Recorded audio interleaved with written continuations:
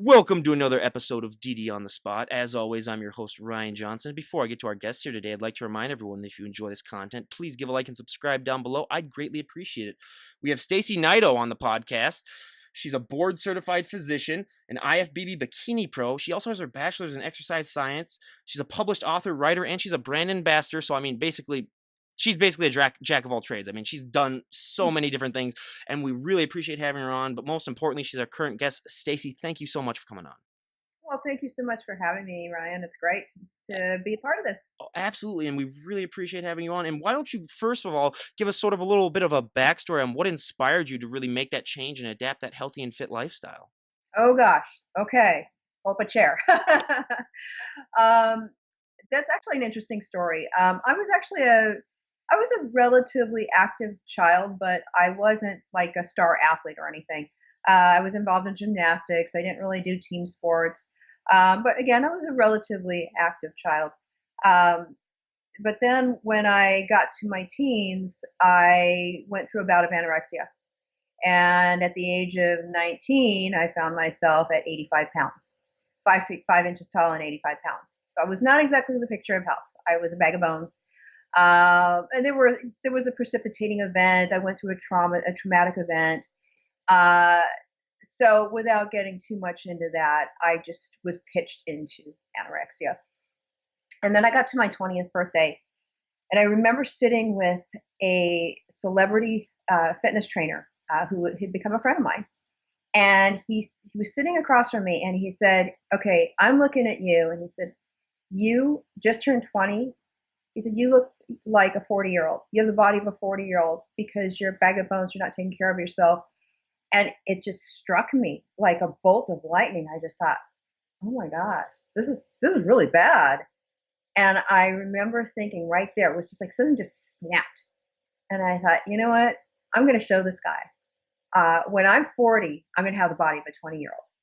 And there began my whole transformation. So it began when I was 20. I said, okay, I've got to get well. I've got to get through this anorexia. So I went and I got counseling. I started eating, and I got to a healthy weight. And then I decided that my undergraduate studies should switch from science illustration to exercise science. So then I ended up getting a bachelor's degree in exercise science. I started working as a trainer, and that became my world. So that's when I started weight training, was when I was 21. And I just fell in love with it. I thought, wow, this is so amazing. I've never had this feeling where I felt so strong, even when I was in gymnastics. So that's actually the beginning of my journey. And I just never gave it up. I mean, to this day, at almost 53, I'm four months away. Yeah, 4 months away from the age of 53. And I hit the gym 5, 6 days a week. It's my life. And that is so awesome. And I always find it interesting because we have so many different stories where we have people that wanted to lose weight where they got started, but you wanted to gain weight. Do you find that gaining weight and trying to build more muscle when you started out at such a low body weight was a little bit more difficult for you, as to, let's say, if you had been overweight in losing weight? Do you find that was a little bit more of a difficulty than most of the people that you might work with now? Well, that's an interesting question. I would have to say that that wasn't really a factor for me when I was in my 20s, because I was just trying to get well. I found weight training to be very alluring, again, because of the strength aspects. And so I wasn't really so much concerned about building as much muscle as I could. But then again, I noticed that I had this ecto-meso body type. So I was able to put on some muscle, and it was nice, shapely muscle. But back then, because I wasn't competing, I looked more like a dancer. In fact, people would always ask me, "Are you a dancer?" No, I'm not a dancer. I don't have two left feet, but no, I'm not going to perform on stage, as a dancer. So it was actually not until I started competing in my 40s that I think there's a lot to be said for muscle maturity. I had been weight training for over 20 years, so by the time I hit the stage, it was like, wow, okay, I've been so consistent with my weight training that was part and parcel of me being able to present the way that I did on stage. I mean, I did well from the get go, and I continued to do well. And I think that was actually, a big reason why I was able to go pro. Do you also think, because I mean, we do have a lot of guests on here that do have, somewhat of a background when it comes to, being physically active. And you mentioned that you're a gymnast. I mean, even though you entered at such a low weight when you were starting weight training, do you think that that background in gymnastics really helped you out when it came to, getting back to your, in shape self and, putting on some weight? Do you really think that that just background of, doing all those gymnastics moves, which take, so much muscle and, so much strength, do you think that that really helped you? I'm sure it probably helped. I definitely think though that how should I say this? Gymnastics was part of my childhood. It wasn't something that I was really outstanding at. I didn't excel at it. I would just did it. Um, but I think I had the right body type for it, and then I think that that translated well into the weightlifting, if that makes sense. Yep. Yeah. But it's interesting. I actually kind of did a little um, kind of a 360, and I went back to elements of gymnastics about 3 or 4 years ago. I started doing aerial arts, Mhm. and so as a gymnast, getting onto a hoop or trapeze, that actually made that better. And actually, I think that it complemented my weight training very nicely, Mhm. which was it was weird, but I thought, wow, this is neat. Aerial arts, weight training, yeah. So another chapter of my life. Well, and I always like to ask because everyone's genetics are different. When you were getting started, I mean, everyone always has that body part that really takes off that they don't have to train as much. And then everyone always has that body part that really lags behind that they have to train into overdrive. I mean, I'll give you my examples. I mean, my back, because I had a job, all throughout college where I was, loading trucks or just unloading stuff. I just have a back where, I can train it, like once a month and it still looks very, very good. But I'm also 6'3". My legs and my lower body are just shot where I have to, train them into overdrive. But what were those body parts for you when you were getting started? So I would say, so my the easiest body parts, the ones where I was a genetic freak, were number one, my abs. In fact, at one point when I was just hitting the national circuit, almost a year, I did not train my abs at all because Lucky. they were so shredded. I had such a washboard. And, because I was competing in the bikini division and we had to be a little bit softer, more so back then. Now the girls are harder. But I was told your abs are a detriment because they're so, crisp and they're so shredded. You got to soften that up. So that was my easiest body part. The two body parts that I would say were always a challenge for me were my shoulders, and they continue to be my shoulders. It's like it's just so hard to Yeah. get my delts to come up, and my glutes. And as a bikini competitor, it's all about the booty. It's all the girls turn, they hit their back pose. That's the main body part that they're looking at is the glutes, and then the ham glute tie-in. So I was constantly training to just to keep my glutes to where they should be. So it was just funny because I have great calves. That's actually one of my other genetic gifts is I got great calves. But the booty, you know. I was gonna say calves are my least favorite because I am not one of those people that are genetically blessed. And like I always say, that is the one body part where 95% of it is genetics. It might even be like 99.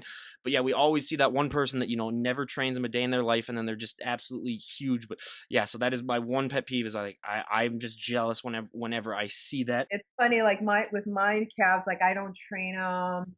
I think I train them maybe once every 2 weeks because I don't really care Mhm. about training them so much now. You can see my soleus very clearly under my gastrocnemius. It's just like, Mhm.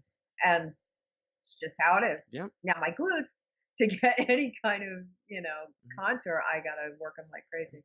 Yeah, and I mean, I've always been fascinated on how the people discovered bodybuilding and how they got into it. What was your introduction to bodybuilding? Was it something that you knew about in your 20s and you just because you said you got started a little bit later on.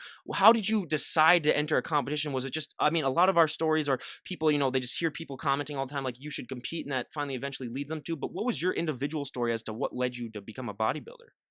Okay, well, good question. I had actually always watched bodybuilding, and back in I guess it was like the 90s. I'm dating myself here. I used to see bodybuilding events televised. Mhm.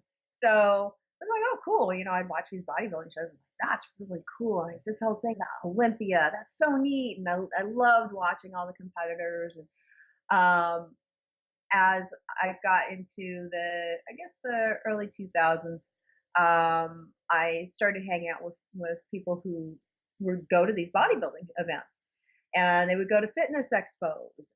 So I had this one buddy, he's a police officer friend of mine, uh, who used to drag me to like all the fitness expos. And then finally one day he said to me, we should go to one of these bodybuilding events. I know you said you like to watch these things on, when they used to be televised. We should just go to a bodybuilding show. So I said, okay, sure, cool, let's go. So it was the Cal. It was in May of 2009. We went to this show in Los Angeles, and there was a new division, bikini. And so my friend was all excited about it. He said, oh, there's this new division. It's called bikini. And he knew that when I was in med school, I was actually thinking of competing in the fitness division. But because I was going through the rigors of medical school, I mean, medical school is no joke. You're taking between 35 to 38 units per term. So you don't have time to do a lot of prep, and especially fitness, you've got to have a routine. And I just said, okay, I'm not even going to think about it. I'm just going to concentrate on medicine. And so then that kind of fell by the wayside. So here I was at this show, and I just, we were watching the show, and my friend said, damn, girl, I wish you had a bikini in the car, because you could get up on there on that stage and you could rock it. You could kill the competition. I was like, that's interesting. Well, hey, thanks, man. And then about 20 minutes later, two other people came up to me. Turned out one of those people was a figure competitor. She and I actually became friends after that. It was after that chance meeting. And she was there with her coach. And those two people came up to me and they said, you should seriously consider competing in this division. You have the right lines for it. I thought, okay. And I was kind of feeling sorry for myself. I had just been laid off from a job. I was coming up on my 43rd birthday, and I thought, you know what? I'll just make this a bucket list item. I'll just get some, get a bikini. Basically, it's like wearing fancy underwear up on stage. I'll get up in front of a few hundred people, check off the box, say I did that. That was cool. And it was actually a similar attitude to what I had back in my 20s when I was in a beauty pageant. It was a Japanese American beauty pageant. I did it more for the cultural thing, so I could be with the Japanese American community. But I only did one pageant, So I thought it was going to be like that. I did one bodybuilding show. So there it was, there I was at this bodybuilding event. It was 9 days after my 43rd birthday. I was backstage. I had butterflies in my stomach. I was super nervous, but something just clicked. And I was looking at all these people and thinking, oh my gosh, everyone has stories. Because I was talking to people backstage. I was like, oh, this is why I started doing this. And this is why I started doing this. And I started thinking, wait a minute. So, I got my bachelor's degree in exercise science back when I was in my 20s. I've been consistently weight training. This is my life. And even though I am a doctor and that is also my life, there's this perfect, it was just this perfect blend, this perfect marriage, if you will, of all the things that I loved and was passionate about. Because these were also people who wanted to be healthy, and they wanted to, they wanted to show that. And I thought, wow, I was hooked. I was completely hooked. I said, okay, I'm going to do this event. I'm probably going to do another one. That's what I remember saying. I'm probably going to do another one. And I ended up I placed third in that first show in Masters. And I thought, well, not bad, and went and did another show 2 months later, and I got my first place finish. And then it was up to the races. That is so awesome. And it just shows, I mean, that everyone, like I said, that's why I love having, the bodybuilders come on, or just, the health and fitness experts, because everyone has their own individual story. And that's what really makes it unique. And that's what makes it so interesting to find out how people got led to bodybuilding, because it's not one of those, it's not as mainstream as it was, like you said, in the 90s. And a fun fact, actually, I'm having Linda Murray come on next week to talk about that. So when you said 90s bodybuilders, I was like, yep, Linda Murray. Yeah, I'm really excited about that. But now, I mean, just getting into bodybuilding, one of the things that I always love to say is, if you were to poll the general public, you would get such a small singular percentage of people that would be willing to go up on stage and basically pose in front of people. I mean, it's something that takes so much courage Yeah, and dedication. Was yeah. that something that you really had to work on? I mean, I know, like you said, you were already in a beauty pageant, so you're kind of used to being up on stage, but still, I mean, like, being up in a bikini, was that ever frightening for you? And did you ever have to overcome any fear when it came to that? Um, I haven't really had to deal with too much stage fright, if you will, because when I was a kid, I did commercials for my dad. I was a model. I modeled. I went to a school where a lot of the parents of the kids were celebrities. So I I've also like I was born in Hollywood, so I kind of had this kind of entertainment thing kind of surrounding me. So being up on stage in and of itself doesn't really scare me. Um, I do remember when I was in medicine, when I was in medical school and then my residency training, and I had to present research. That scared me. That always scared me because it's like, okay, I'm being judged by my peers for my intellect. That scares me. That scares the crap out of me. um, but there was a whole other thing with bodybuilding. Yes, I got butterflies. Yes, it was like, oh, holy hotel! I've got it. I've got these stripper heels on, and I'm almost naked, and I got to get out there, and I got to strut my stuff, and they're going to check every single square inch of me. They're going to scrutinize. I know this. So yeah, it got a little rattling, but over time, and when I say that, I mean I did 21 amateur shows between 2009 and 2013. 14 of them were at the national level.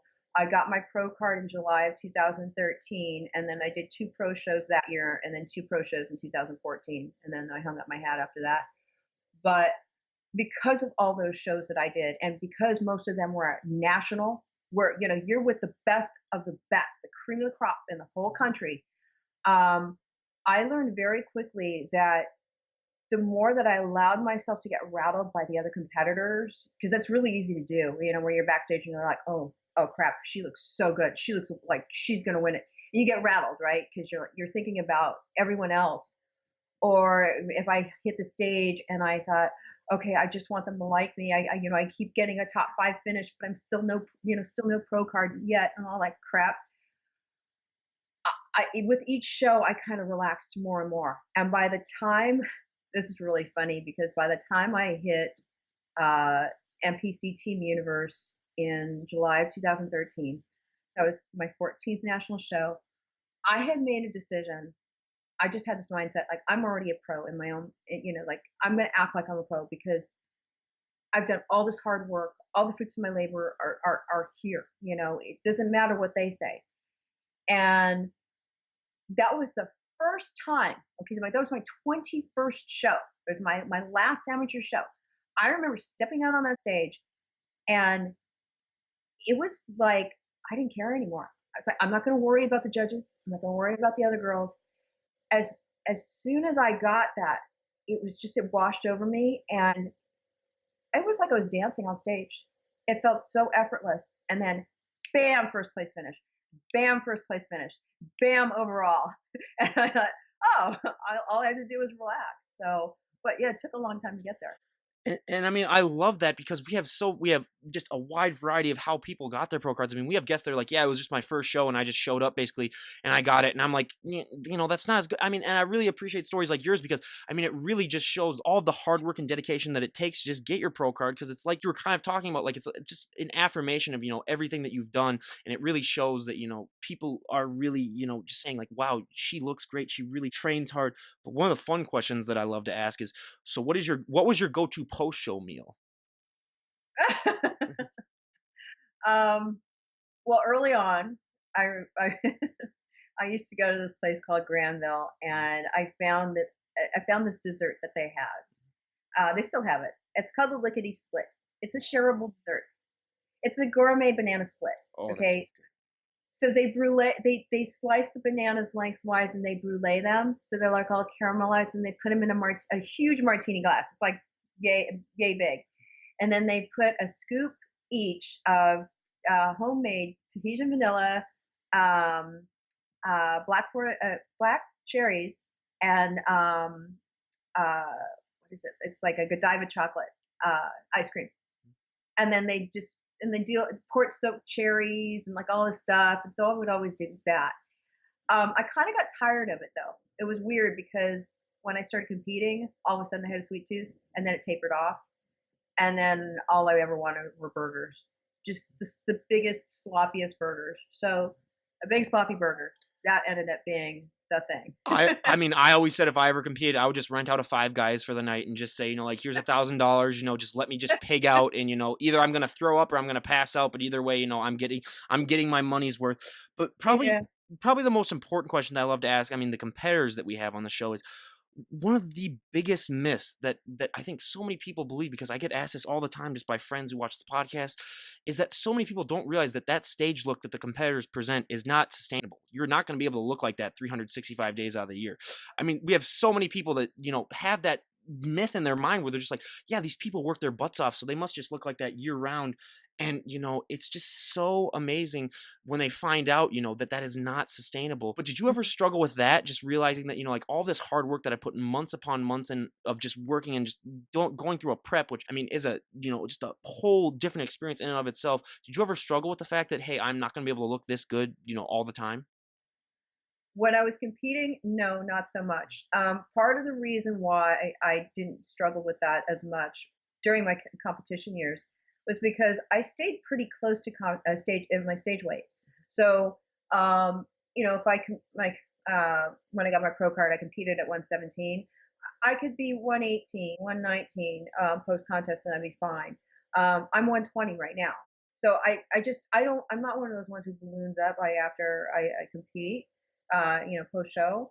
Uh, so that didn't bother me so much. It bothers me now because now I'm 5 years away from competing. I retired in 2014, and now it bugs me. Where I'll look at pictures and I'll go, oh gosh, I wish I had those abs, because now I don't have that washboard anymore. I just, I've softened up. Again, I'm almost 53. I went through menopause. Life is different. My focus is different. But that being said, like I train consistently 6 days a week, about 5, 6 days a week. I train for half an hour. When I was getting ready to hit the stage, I'd train for 4 or 5 hours a day. Yeah, okay. Yeah, that kind of physique is not sustainable, but that kind of training regimen is also not sustainable. And eating the kind of just the BS foods that I had to eat, I mean, sorry, it's not fun. No, I can't drink. I can't eat that. I used to go to medical dinners. I have to do like continuing medical education credits.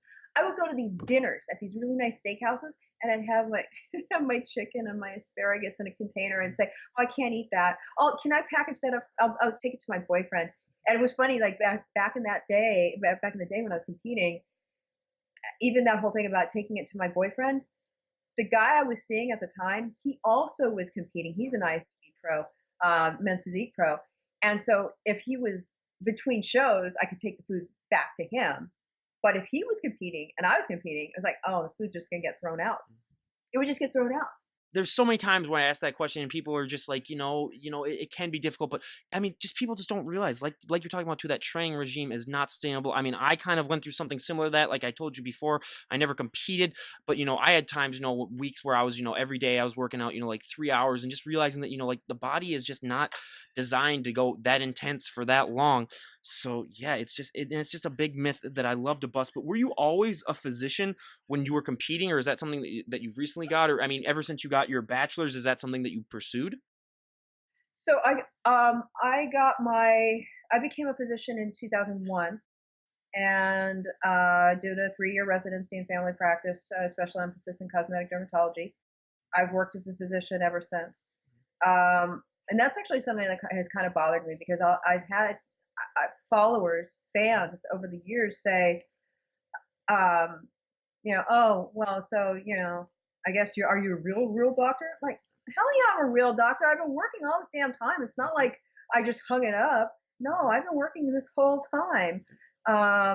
Yeah, so that made it even harder for me, because I had to fit it in with, seeing patients. I mean, I'm a fully board certified licensed physician. That's how I make my money. That's how I make, keep a roof over my head. It's not like I just hung it up and said, yeah, I'll come back to it later. No, I've always worked as a physician, and yeah, that's my career. Now, being in a job where you get to see people that may have been dealt a rough hand in life, or they may, be suffering from certain ailments, does that really help motivate and inspire you when you're training, or just even when you're working out now, just realizing that, like, hey, I am very blessed. I'm a strong, healthy individual when I'm dealing with people that may not be so. Do you really use that as motivation to sort of inspire you to keep, staying in shape and keep working out?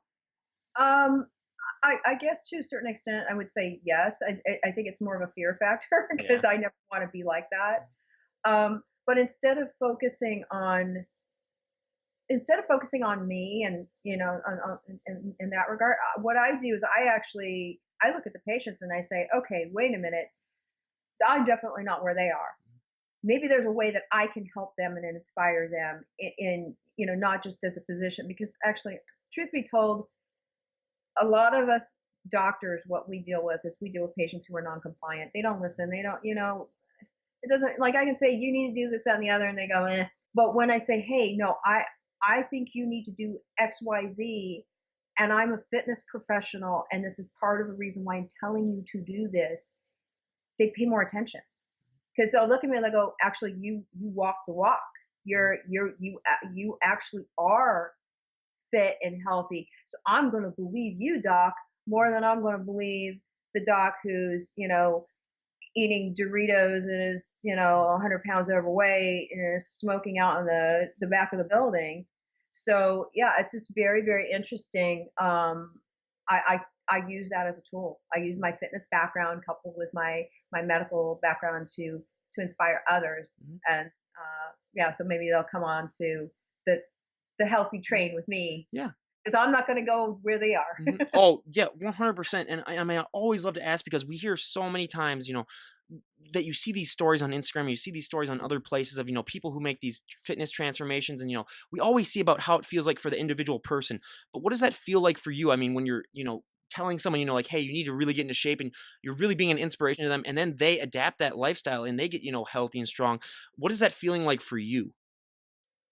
It's the best feeling in the world, honestly. By the way, my boy has decided he's going to help with the podcast. So it's Finchy.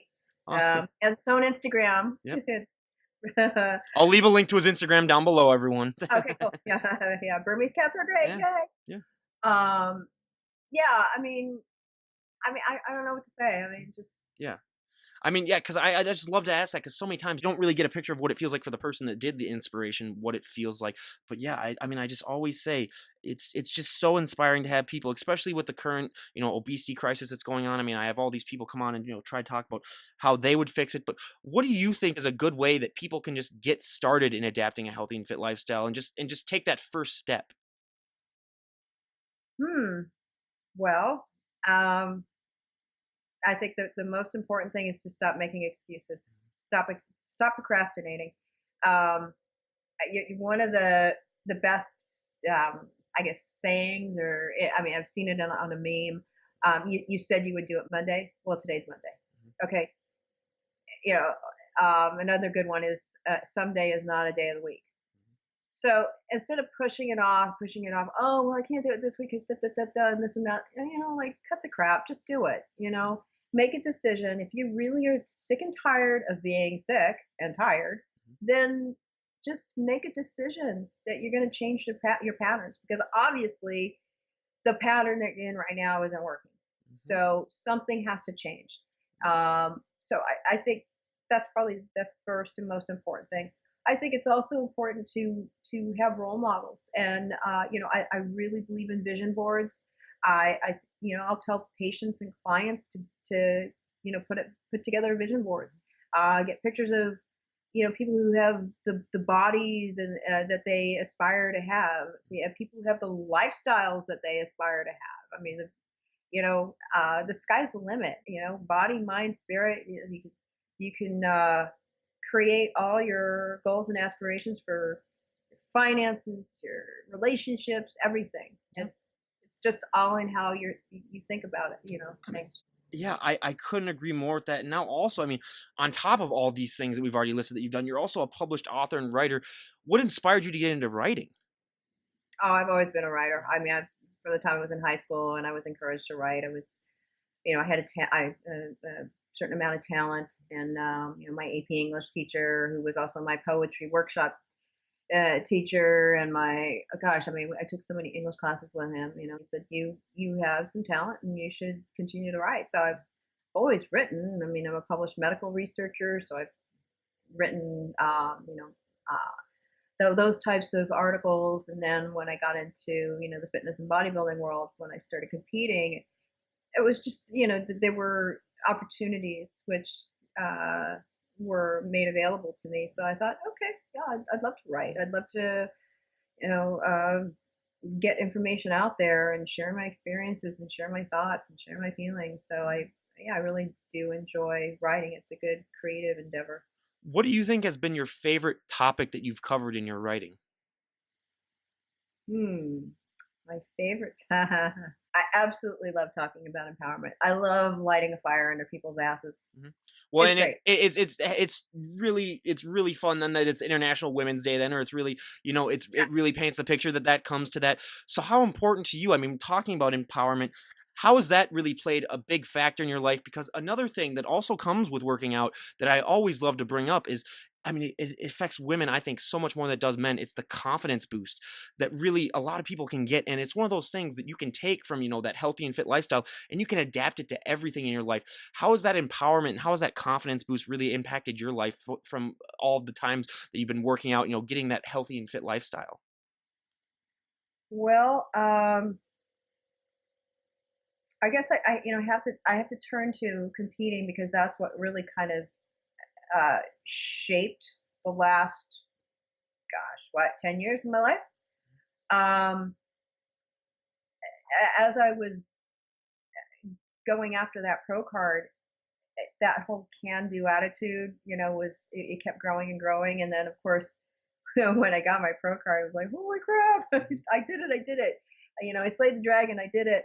Um, Talk about a confidence booster, because that was a huge goal for me. Um, I'd actually like to talk a little bit about the whole pro card thing because it was especially compelling for me, um, because all my life I had basically been doing things for other people. When I got my bachelor's degree, I got it from Occidental College. My mom wanted me to go to Occidental College.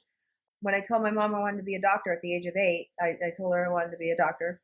She said, "Okay, well, you're going to be a doctor," and she kind of forced it on me. And so I actually stepped away from that. I'm a bent arrow, so I got my bachelor's degree in exercise science, and I worked as a trainer for 5 years, and then I applied to medical school.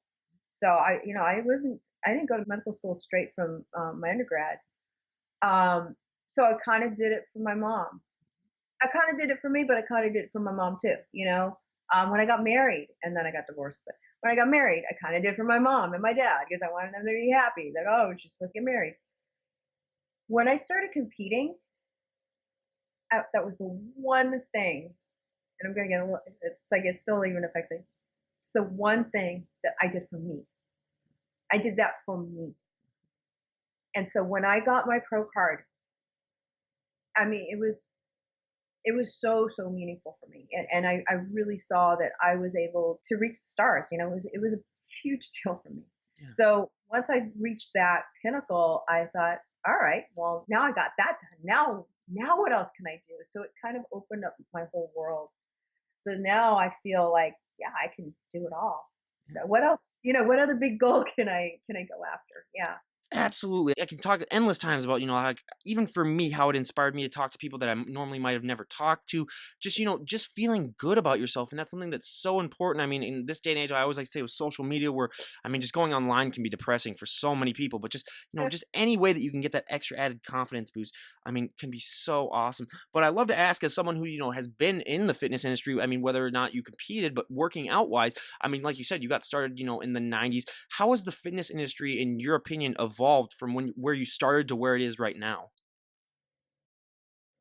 Um, well, I don't know. I mean, it's definitely evolved. It continues to evolve. It's just how it is. I mean, if we're talking about back in the '90s, geez, back in the late '80s, early '90s, it was kind of about, like, I remember watching um, body shaping. I used to see Corey Everson on her show, and I would see Kiana Tom, and I think, wow, these ladies are amazing. They're kind of trailblazing, which was cool, you know. And I thought I wouldn't mind doing something like that. And then bodybuilding sort of had its all of its permutations. I mean, certainly with Corey, she's from the earlier days of women's bodybuilding, and now what you see is women's bodybuilding has been phased out in the NPC and the IFBB. It's no longer a viable division. It's gone, and that's because the sport has changed. That division changed. Um, Figure has changed. Bikini has changed. So as far as competing goes, I mean, those divisions have changed. Men's physique, classic physique, even men's bodybuilding is actually, it's pretty consistent. I would say it's probably the only one that's really consistent. It's like you get the big guys and they do their thing. Um, but the fitness industry as a whole has gone through a lot of flux. Uh, and what I think is interesting with fitness is you'll go to, if you go to these fitness expos, every few years you'll see this just sort of, what's trendy, just certain things come in, then certain things go out. I remember when Zumba hit, and Zumba was like a big thing. Okay, yeah, don't get me, I don't do Zumba. Sorry. Not into it, sorry. Or like the shake weight or stuff like that. Yeah, well, yeah, it's like I know, yeah. Just the gimmicky stuff. I'm not, yeah. Sorry, Zumba people, I'm just not into it. Oh, yeah. CrossFit. I'm going to go on record saying that I'm not a huge fan of CrossFit. At least not for the weekend warriors who think that they can jump in there and do all this crazy stuff and not get hurt. It drives me nuts. I'm waiting for CrossFit to kind of die down a little bit. I do think there are lots of merits, and I think, as far as the competitions that are out there for the true athletes, great, fine, wonderful, perfect. But don't come to me saying, you're a weekend warrior and you can't understand why you got hurt because you were trying to hit your PR for whatever stupid thing, Olympic lifts and all that stuff. Sorry, I don't buy it. So I think that's again part of just the morphing of the fitness industry and the bodybuilding industry. You're going to see fads. You're going to see things that kind of come through, and then some of them are going to wash away, thankfully. Yeah. But it's still a wonderful industry. Still, wonderful people, and some of the so-called fitness celebrities. Some of them are sort of fly by night. They're the flavor of the week. Yeah, I think they kind of show themselves up eventually. But the great fitness idols, bodybuilding idols, who live with integrity and who are wonderful people, they're going to be around forever. And they keep. I think you're the ones who keep the fitness and bodybuilding industry consistent. So, and hopefully I'm one of those people. I don't know. Oh, absolutely. And for anyone that might question that, I mean, go and look at her Instagram page. I mean, it's just so inspiring to have guests like you on and just share their stories. And one of the things that I really love to talk about, though, I mean, it's one of the big myths that I love to bust on this podcast. I mention it every single time, but like I always say, it's gotten better the last 5 years or so because of Instagram. But there are still so many women that have that fear where if they touch one weight, do one curl, do one bench press, do one anything, that they're just gonna hulk out, put on 50 pounds of muscle. And I always say to that, you become the biggest commodity of of all time. But did you ever have that fear when you were getting started? And even if you didn't, I mean, I bet you hear that all the time. How do you like to respond to that when people say that? Okay, so I never had that fear, primarily because I have the educational background to understand that that's not possible. I mean, so as a fitness professional, as a medical doctor, I know that women's bodies are not, our physiology is just not geared towards, naturally putting on, a ton of muscle. It just doesn't happen. So for me, no, I was never afraid of getting bulky. Um, so in fact, there, I'll share this little thing because it was sort of this one experience that I had, but then I'll come back to what I would tell women who are afraid of weights. Um, but when I was in my first year of competing in bikini, I was approached by a couple of the judges, and they said, you really do have great lines, but you're so lean. Because when I first started competing, I was 107. I was 107 pounds. I was, yeah. So I was kind of a toothpick. And so they said, you've either got to gain about 5 to 10 pounds of just mass. So you have more mass on you, or because you tend to go very, very lean, you might be great for figure, but you're going to have to put on about 20 pounds of muscle. And if you do that, you're going to have to consider going on some stuff. And I'm like, nope, I'm not going on stuff. I'm not doing anything crazy. I'm not going to force my body into doing something that's not naturally designed to do. I'm just going to do my training. If you want me to gain weight, I'll just eat more. Yeah. So it was funny because I wasn't really starving myself when I first started competing. I was like, no, eat, eat, eat. Um, but I do still run into women who they'll say, oh my gosh, I don't know how you do it. Like, aren't you, like, yeah, I don't know. I like how you look. And all those other ladies who like have so much muscle, they scare me. And I don't want to lift any weights because I don't want to look like them. And I'll tell them, okay, here's the deal. It's not going to happen. And then basically I mean, I don't think it's cheating to say, "Here, look, I have the background. You can check out my credentials. If you don't believe that I have the credentials that I have, go look me up." Mhm.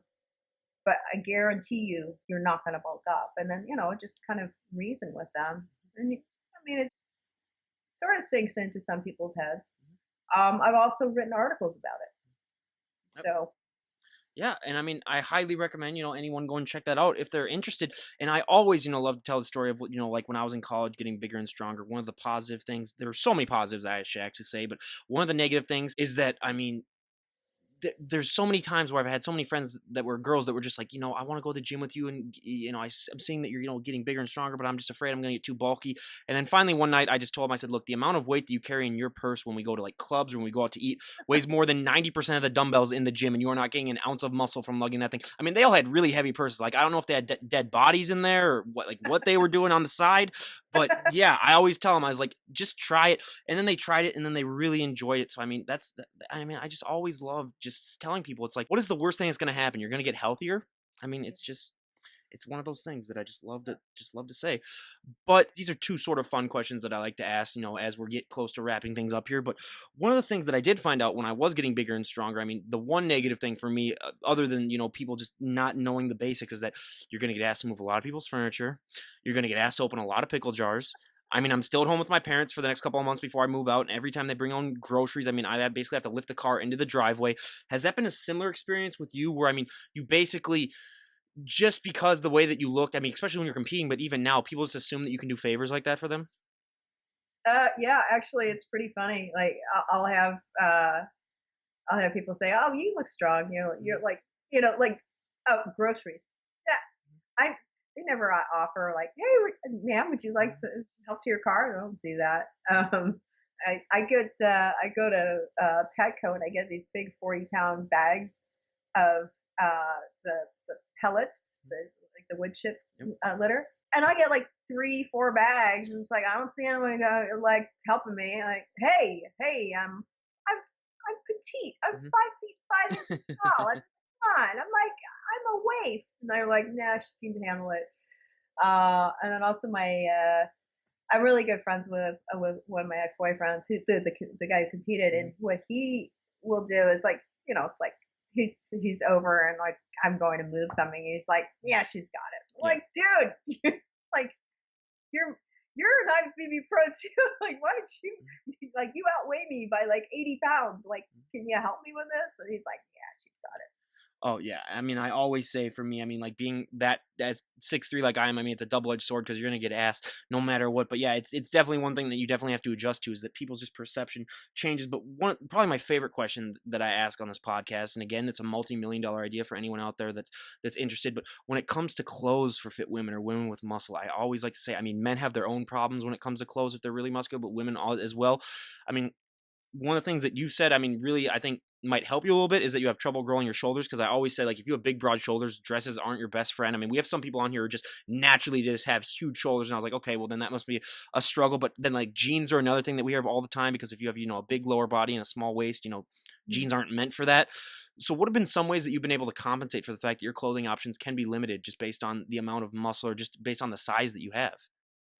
Okay. Well, first of all, so I don't have a lot of muscle in my delts, but I actually do have broad shoulders. Yeah. So it does create a little bit of a problem. Like I'll get like an extra small and it fits everywhere except the shoulders and like the sleeves start like right here.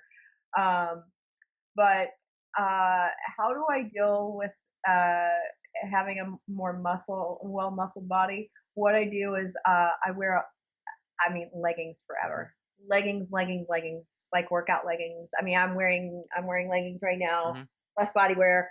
I mean, I wear these to work. I wear them out, when I go out to dinner. Because putting on jeans, sorry, it can be Mhm. an exercise in futility Yep. sometimes. Just Mhm. have a different shape. I wear a lot of fitness clothing. I wear Mhm. stretchy fabrics. That's I've always been like that. I used to gravitate towards more of like dance wear, and now it's fitness wear. Mhm. So, and I multi-purpose it. Mhm. Like I said, like I could wear not these leggings, but something similar, and I'll put on like a nice, cute pair of boots, and then a nice top, and then I'm out for the evening. Mhm. Wear them to work.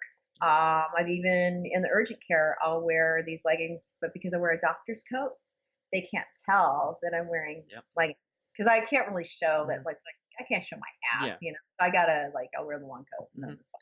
Yeah. Yeah, I mean, some stretchy stuff. yeah, I always say, like, if anyone has any idea about, like, coming up with a clothing line or anything like that, I mean, get on it because I've had so many guests that, they're willing customers, so, hop on it. But now, I mean, you're also a brand ambassador. I mean, who are you a brand ambassador from, and how did you get in contact with them? And, what products do they offer? So I'm a brand ambassador for Blessed Mhm. Bodywear, which is it's a uh, gym apparel, fitness apparel company Mhm. based in Las Vegas, Nevada, and it's actually owned by a pro competitor. So Anna Tigre, she's a lovely lady and she's very talented. And they have women's and men's apparel, mostly women's, but they have their patented squat pants, which are absolutely amazing. So you can go and you can work out in them. There's no bunching, bagging, no muffin top, nothing like that. It's great for women of every shape, and you don't have to be a workout maven to wear the apparel and love it. So I'm a brand ambassador for Blessed Bodywear. I am an ambassador for Icon Meals, and they're based just outside of Dallas, Texas.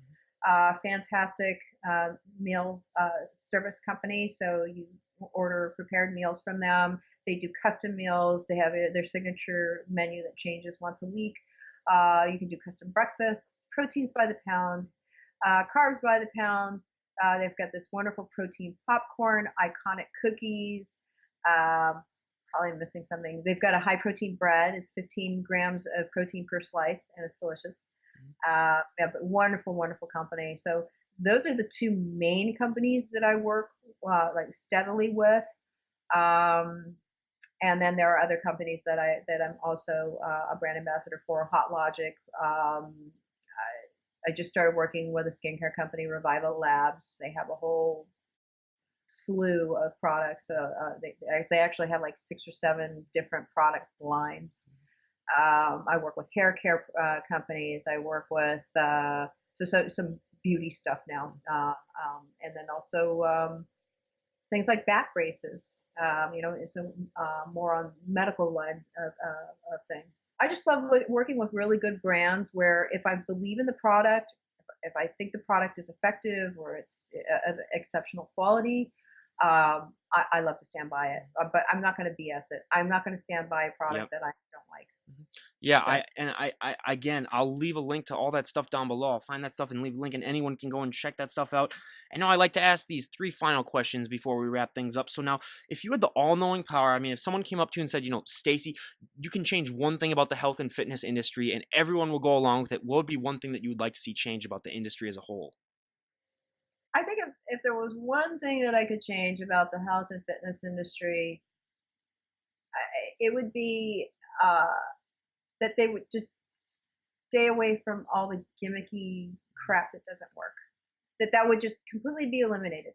Just take it off the board, you know, because I think people get really misled. They'll see something and they think, "Oh, this will work," and it doesn't work, and it's just a way for the company to make money off of people because they're unsuspecting, they don't know any better. So yeah, if there's a way, if that could just be wiped clean, I Yeah. think that would be tremendous for the industry. Yeah, I couldn't agree more. Just like all those, fad diet or just all that stuff that Yeah, comes around, oh, and you're just like, come on, people. It's yeah, like, there's workouts that people have been doing for thousands of years, and it still works for them. So it's like, it's all this new stuff. I mean, I always say, there should be a caution sign on everything. Just make sure that you really do your research before you get into something like a new fad or anything like that. I mean, if you want to do it, I mean, more power to you. But I mean, just make sure to watch out. But now, if you could go back in time and talk to the 18-year-old version of yourself, what would be the best piece of advice you would give her? hmm. Believe in yourself. Mhm. Yeah, that's one Yeah, thing that I would never say too. believe in yourself because I remember the 18-year-old me. I didn't believe in myself. I mean, and it was so strange because I was a very accomplished kid. I mean, I skipped a grade very early on. I skipped kindergarten. I graduated from high school when I was 16.